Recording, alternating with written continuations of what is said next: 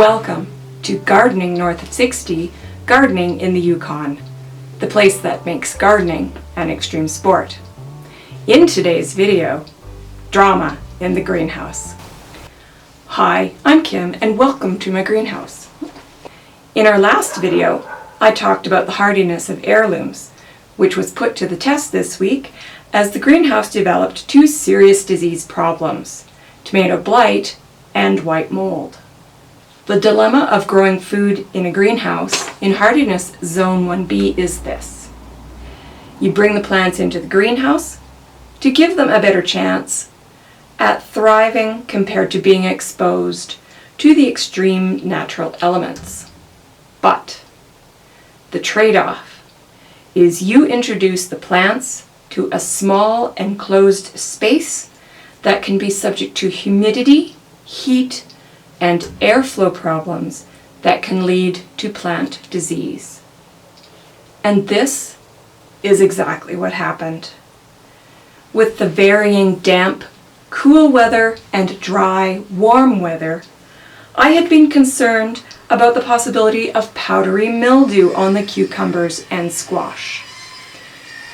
We had been doing our best to promote air circulation and to moderate the temperatures in the greenhouse by keeping the window in the screen door open to work with the automatic roof vent openers and create airflow.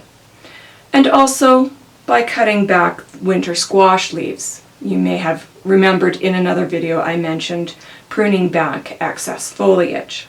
And success! Not a speck of the powdery mildew I had been dreading. Instead, we got something completely different. The Borghese tomatoes that were up here all came down with a terrible case of blight and leaf curl, and this slowly began to spread and affect the other tomato plants. And a white pus-like substance started forming on the stems of some of the winter squash and killing some of their fruit, these ones up here. What was it? White mold. Encountering problems is to be expected, but I knew this was serious. Like I said in an earlier video, in Zone 1B, there are no second chances, so I had to jump into action. I decided to remove all of the Borghese tomatoes and all of the Indian Worcester pumpkins.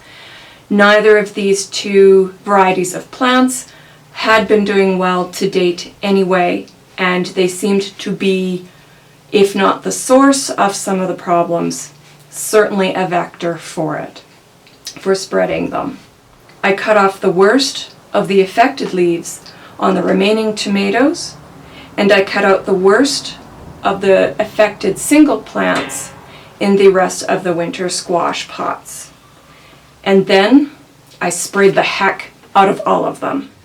What did I use? Well, the tomatoes, I sprayed the tops and the bottoms of the leaves with a baking soda solution. This is to be done once per week in the morning or evening. And with the winter squash, I sprayed the affected areas, which were mostly stems and especially the base, as well as the soil, with a hydrogen peroxide solution. I'll leave links to where I found the recipes for these remedies in the description below this video. It's been 4 days since I discovered and started dealing with the problem, and so far, so good. The tomatoes, they seem to be responding to the increased spacing between their containers. I have adjusted the spacing between the pots. And the pus-like white mold on the stems of the winter squash has all but disappeared and seems to be controlled from further spreading by daily sprayings of the hydrogen peroxide solution. While no plant variety is perfect, I believe that early on in the season, my selection of heirloom plants that were resistant to fungal infections such as powdery mildew bought time for me to detect and respond to the problems we are seeing now. Yes, I lost some plants. No, I did not lose all of my plants. And that's just one more reason why I love growing heirlooms. When things got tough, they didn't let me down. Let me know in the comments below what kinds of plant diseases you've encountered and how you've dealt with them. I'd love to hear your stories. Don't forget to check out our other videos in the Extreme Gardening playlist. And if you enjoyed this video, why not like, share, and subscribe? And if you're already a subscriber, thank you for your support. Until next time, thanks for watching.